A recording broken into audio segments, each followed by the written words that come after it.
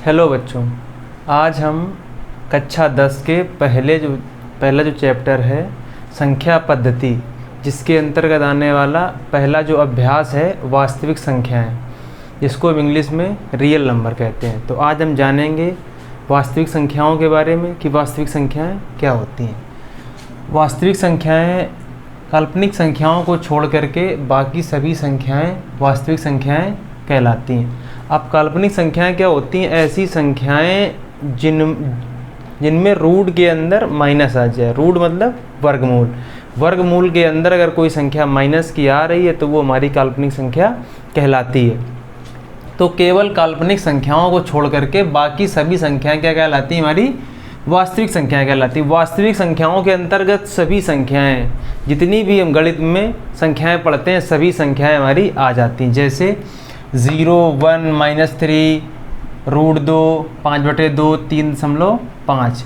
दशमलव वाली संख्याएं हों, भिन्न वाली संख्याएं हों, 0 हो, माइनस में हो, प्लस में हो, सम हो, विषम हो, कैसी भी संख्या हो, सभी संख्याएं हमारी वास्तविक संख्याएं कहलाती हैं। अब देखो, वास्तविक संख्याओं के बाद हम पढ़ेंगे पूर्णांक के बारे में। पूर्णांक को इंग्लिश में क्या कहते हैं? इंटीजर कहते हैं। पूर्णांक के बारे में पढ़ेंगे तो पूर्णांक क्या होता है कि 0 तथा 0 से दाएं ओर, 0 से दाएं ओर सभी संख्याएं कहाँ तक? अनंत तक। और 0 से बाएं ओर सभी संख्याएं माइनस अनंत तक। वही हमारा लिखा है कि 0 तथा 0 से दाएं तरफ अनंत तक तथा 0 से बाएं ओर माइनस अनंत तक सभी संख्याएं पूर्णांक कहलाती हैं। ठीक है, जैसे 0 से दाएं ओर 1 2 3 ... अनंत तक सभी संख्याएं क्या हैं? ये पूर्णांक। ये भी 0 और ये भी, मतलब माइनस की भी और 0 साथ में प्लस की भी संख्या, सभी क्या कहलाती हैं? हमारी पूर्णांक कहलाती हैं। अब देखो, जो 0 से दाएं ओर की संख्याएं हैं, 0 से दाएं ओर की संख्याएं, इनको हम धनात्मक पूर्णांक, पॉजिटिव इंटीजर तथा 0 से बाएं ओर मतलब लेफ्ट हैंड पे जो भी संख्याएं हैं उनको हम ऋणात्मक पूर्णांक कहते हैं। ठीक है, समझ में आ गया। इसके बाद में हम बात करेंगे प्राकृतिक संख्याओं की। प्राकृतिक संख्याएं क्या होती हैं? हमारी वे संख्याएं जो 0 से शुरू होती हैं, वे संख्याएं जो 0 से शुरू होती हैं। जैसे 1 2 3 4 5। फिर इसके बाद में हम पढ़ेंगे पूर्ण संख्याओं के बारे में। अब पूर्ण संख्याएं क्या होती हैं? देखो, पूर्ण संख्याएं वे संख्याएं जो 0 से शुरू होती हैं। पूर्ण संख्याएं हमारी प्राकृतिक संख्याओं के जैसे ही होती हैं, लेकिन प्राकृतिक संख्याएं 1 से शुरू होती हैं और हमारी पूर्ण संख्याएं 0 से शुरू होती हैं। ठीक है, तो पूर्ण संख्याएं क्या होंगी? हमारी 0 1 2 3 ...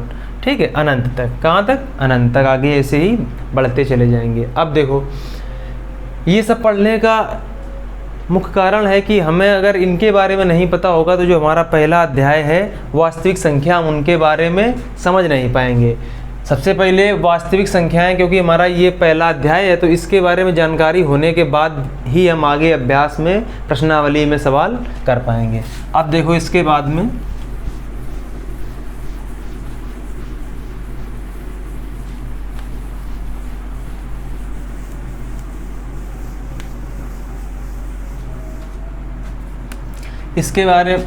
इसके बाद में हम पढ़ेंगे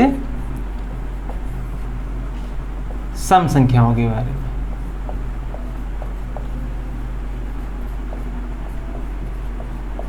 अब सम संख्याएं क्या होती हैं?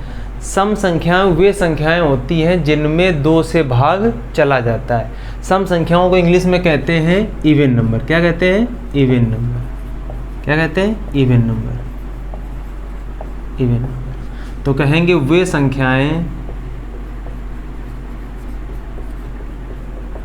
जो 2 से विभाजित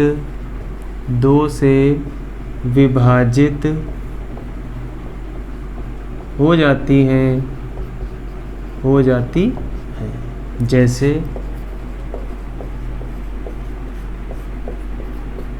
2 4 6 8 10 ... ठीक है, फिर हम इसके बाद में बात करेंगे विषम संख्याओं की। इसकी विषम संख्याओं की। अब विषम संख्याएं क्या होती हैं? अब विषम संख्याओं को हम इंग्लिश में कहते हैं ऑड नंबर। क्या कहते हैं? Odd number. Odd number. अब देखो विषम संख्याओं के बारे में जानेंगे। विषम संख्याएं वे संख्याएं होती हैं जिनमें 2 से भाग नहीं जाता है, वो हमारी क्या कहलाती हैं? विषम संख्याएं कहलाती हैं। तो हम लिखेंगे वे संख्याएं जिनमें 2 से भाग नहीं जाता है, 2 से भाग नहीं जाता है। ठीक है, जैसे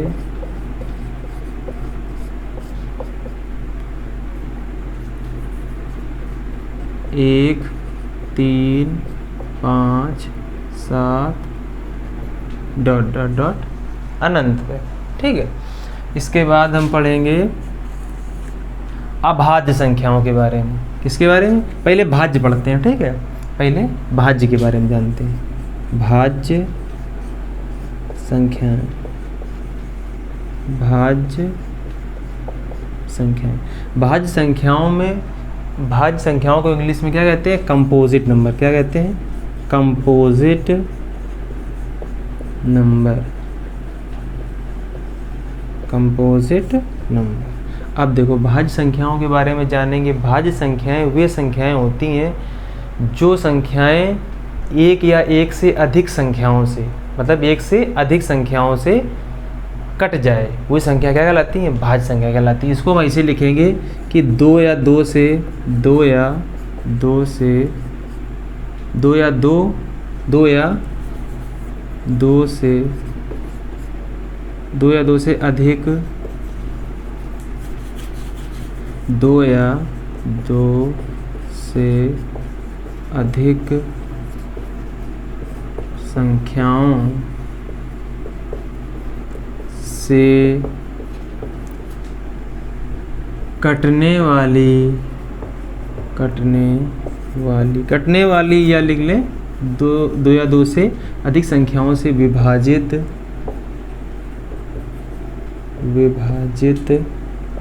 होने वाली संख्याओं को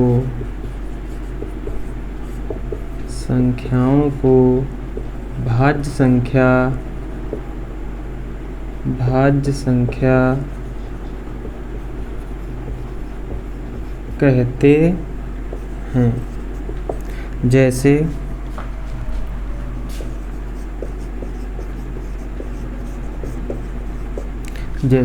देखो ऐसी संख्याएं जो 2 या 2 से अधिक, 2 या 2 से अधिक मतलब 2 या 2 से अधिक संख्याओं से, जो संख्याएं, ऐसी संख्याएं जो 2 या 2 से अधिक संख्याओं से कट जाएं, उन्हें हम भाज्य संख्या या कंपोजिट नंबर कहते हैं। जैसे 4 6 8 10।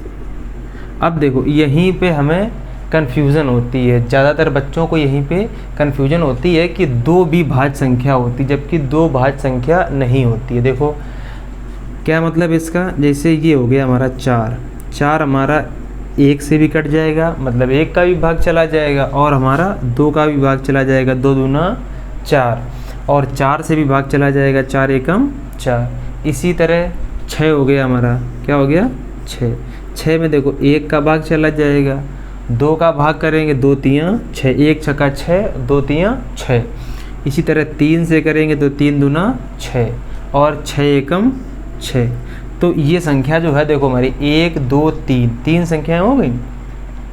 और ये देखो हमारी 1 2 3 4, वही हमने लिखा कि 2 या 2 से अधिक संख्याओं से विभाजित होने वाली संख्याओं को भाज्य संख्या कहते हैं। देखो 1 2 3 4, 4 संख्याओं से ये हमारी विभाजित हो रही संख्या।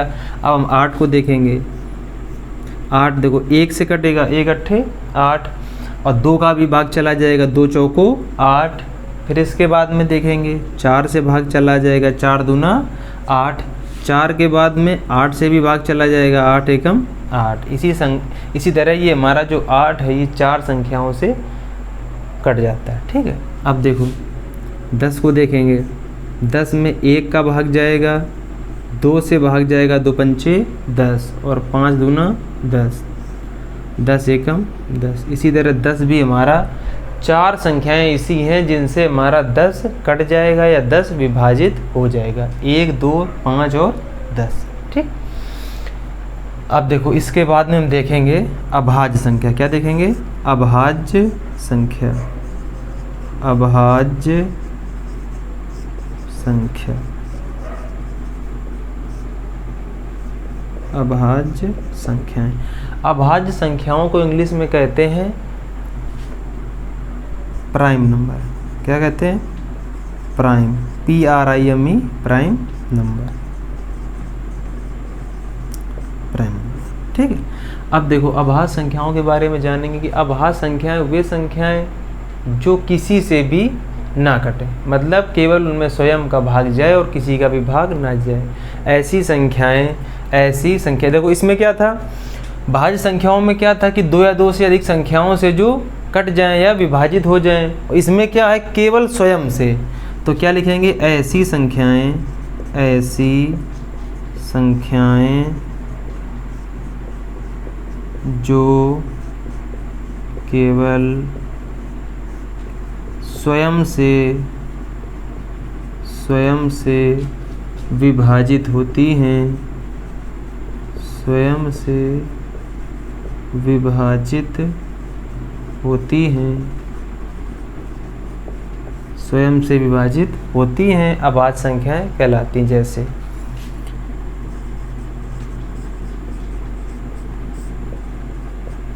2, 3, 5, 7, 11, 13 ... आगे बढ़ते हुए चले जाएंगे। ठीक है, अब देखो 2 हमारी सबसे छोटी अभाज्य संख्या होती है। 2 में सिर्फ 2 का भाग जा सकता है, 3 में सिर्फ 3 का भाग जाएगा, 5 में सिर्फ 5 का भाग जाएगा और 11 में सिर्फ 11 का। इसी तरह आगे 13 हो गई, 17 हो गई, 19 हो गई, 23 हो गई, 29, 31, 37, 41, ऐसे आगे बढ़ते हुए चले जाते हैं। तो ये संख्याएं क्या होता है कि ये किसी से भी नहीं कटती, केवल ये स्वयं से ही विभाजित होती हैं।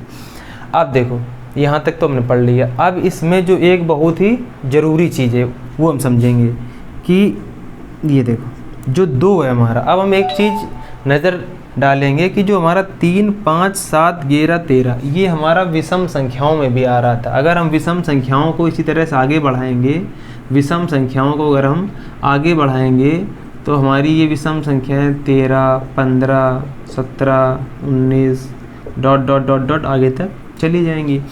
तो देखो जरा कि 3, 5, 7, 11 और 13, 3, 5, 7, 9, 11, 13 ये सब संख्याएं हमारी विषम संख्याओं में भी आ रही थी। और जो हमारी 2 है, जो हमारा 2 है, ये देखो कि सम संख्या में आ रहा था। तो एक बिल्कुल इम्पॉर्टेंट चीज़ हमें यहीं पे समझनी है कि 2 हमारी सम संख्या भी होती है। 2 क्या होती है? हमारी सम संख्या। तो अब हम यहाँ पे क्या लिखेंगे कि 2 केवल अगर तुमसे कोई पूछे, अगर आपसे कोई पूछे कि इकलौती ऐसी संख्या बताओ जो अभाज्य भी है और सम भी है, अभाज्य भी है और सम भी है, तो 2 इकलौती ऐसी संख्या है जो सम भी है और अभाज्य भी है। तो हम लिख लेंगे यहाँ पर सम अभाज्य संख्या, सम अभाज्य संख्या।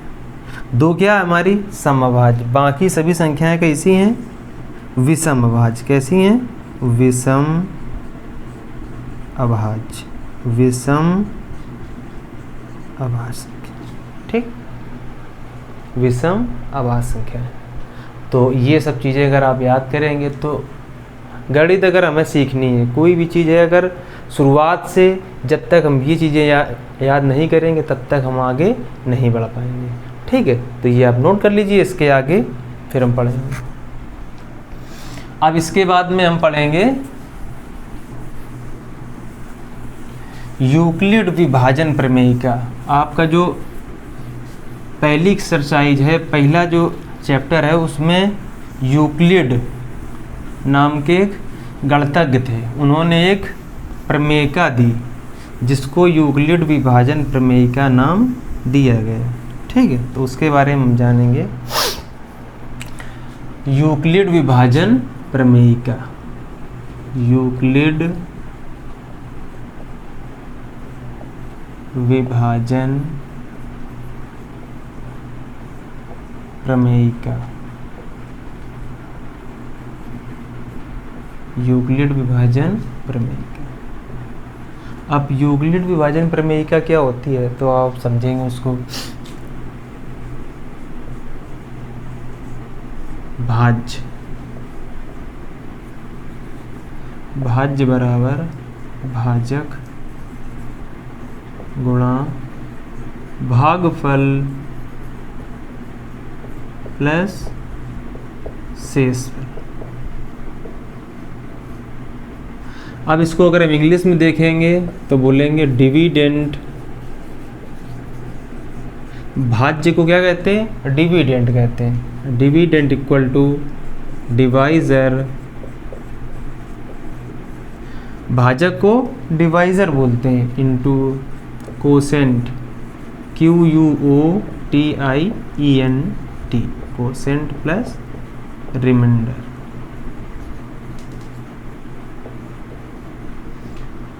Quotient plus remainder. अगर इसको हम शॉर्टकट में लिखना चाहें तो A बराबर BQ प्लस R। ठीक है, ये आपको याद रखना। A बराबर BQ प्लस R। ठीक, A बराबर BQ प्लस R। हिंदी वाले बच्चे ये याद रखेंगे। ठीक, अब देखो इसको और आसान तरीके से समझेंगे। पिछली कक्षाओं में आप लोग पढ़ चुके हैं इस तरह से, जब हम किसी संख्या में किसी संख्या का भाग करते थे तो इस तरह का हम बनाते थे। ठीक है, अंदर क्या होता है हमारा? भाज्य। क्या होता है? भाज्य। भाज्य मतलब जिसमें भाग दिया जा रहा है वो क्या कहलाता है? भाज्य कहलाता है। और जिससे भाग देते हैं, जिससे हम भाग देते हैं उसको हम क्या कहते हैं? भाजक कहते हैं। क्या कहते हैं? भाजक। और जो हमारा आता है इसमें, इससे भाग देने पर जो भी वैल्यू आती, जो भी मान आता उसको हम क्या कहते हैं? भागफल। क्या कहते हैं? भागफल। ठीक है, इसको A, इसको B, इसको Q, और जो हमारा बच जाता है, भाजक से भाग देने पर जो चीज़ बच जाती है घटाने के बाद में उसको क्या कहते हैं? शेषफल कहते हैं। क्या कहते हैं? शेषफल। शेषफल मतलब R। शेषफल मतलब R। ठीक है, इस तरह से नोट कर लीजिए।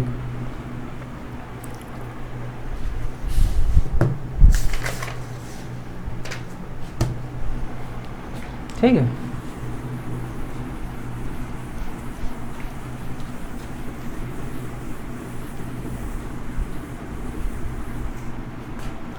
अब देखिए आज का जो लेक्चर है यहीं पर ख़त्म करते हैं। इसके आगे अगले दिन हम सवाल लगाएंगे। ये चीज़ें आप पढ़ लेना, एक बार रिवीजन कर लेना अच्छे से, फिर अगली क्लास में हम इसके आगे पढ़ेंगे।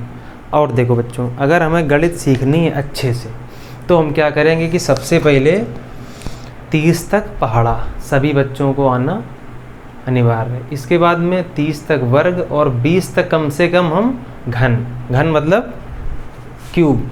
देखो 1 से लेकर 30 तक पहाड़ा, 1 से लेकर 30 तक पहाड़ा। अब इसमें पहाड़ा याद करने का तरीका क्या रहेगा कि एक दिन में एक पहाड़ा याद करेंगे। जैसे सभी बच्चों को कम से कम 20 तक तो पहाड़ा याद ही होगा। अब इसके बाद हम एक दिन में 21 का पहाड़ा याद करेंगे, उसके अगले दिन 22 का। तो एक दिन में एक पहाड़ा याद करेंगे तो हमें 30 तक पहाड़ा याद हो जाएगा। ठीक है, इसके बाद में हम क्या करेंगे? वर्ग। वर्ग 1 से लेकर के 30 तक। ठीक है, वर्ग में भी वही करेंगे कि एक दिन में एक वर्ग याद करो। अगर आपको बिल्कुल नहीं याद है तो हम करें 1 से स्टार्ट करो, 30 दिन में 30 वर्ग तो आराम से याद हो जाएंगे। फिर इसके बाद में घन। घन हम 1 से लेकर के कम से कम 20 तक तो हमें याद ही होने चाहिए। ठीक है, एक इसमें भी वही करेंगे कि एक हम याद करेंगे। अब देखो वर्ग किसे कहते हैं? वर्ग का मतलब होता है किसी संख्या, कोई संख्या n है तो उसकी घात में 2 कर दो। कितना कर दो? घात में 2। जैसे n की जगह, n मतलब है नंबर, नंबर माने होता है संख्या, तो n की जगह पे हमने 2 ले लिया। क्या ले लिया? 2। तो 2 का स्क्वायर बराबर, स्क्वायर का मतलब होता है, स्क्वायर को हिंदी में वर्ग कहते हैं। ठीक है, तो स्क्वायर का मतलब है कि उसी संख्या का उसी से 2 बार गुणा। वर्ग का मतलब क्या होता है कि उसी संख्या का उसी से 2 बार गुणा। जैसे 2 का वर्ग लिखा है यहाँ पे, तो 2 का हम 2 से 2 बार गुणा कराएंगे, तो 2 दूना 4, तो मतलब 2 का वर्ग क्या आ गया 4। इसी तरह हम घन को समझेंगे। घन क्या होता है, घन को इंग्लिश में क्यूब कहते हैं। घन का मतलब होता है घात में 3। कोई संख्या हमारी n है, कोई संख्या हमारी n है, तो n की जगह पे हमने n की जगह कुछ भी मान ले, हम 3 मान ले, 2 मान ले, 4 मान ले, तो हमने 3 मान लिया। क्या मान लिया हमने 3, तो 3 का क्यूब ये हो गया, मतलब 3 की घात 3, 3 की घात 3। ठीक, अब देखो घन का मतलब होता है कि उसी संख्या का उसी से 3 बार गुणा, उसी संख्या का उसी से 3 बार गुणा। तो 3 बार गुणा, देखो यहाँ पे 3 लिखा, तो 3 का 3 से 3 बार गुणा। ठीक है, तो 3 त्रिका 9 और 9 त्रिक 27, क्या आ गया हमारा 27 आ गया। इसी तरह से हम 1 से लेकर के 30 तक वर्ग याद करेंगे। पहले हम कॉपी में लिखेंगे, उनको एक एक डेली डेली याद करेंगे। इसके बाद में हम घन एक एक लिख करके डेली डेली, जैसे अब हमें ये बनाना है, तो एक का गुणा हमने 3 बार किया, 1 गुणा 1 गुणा 1, फिर 2 का किया, 3 का 4 का, ऐसे कर करके सारे हम लिख लेंगे और उनको अच्छे से याद कर लेंगे। ठीक है, तो आगे कल बढ़ेंगे।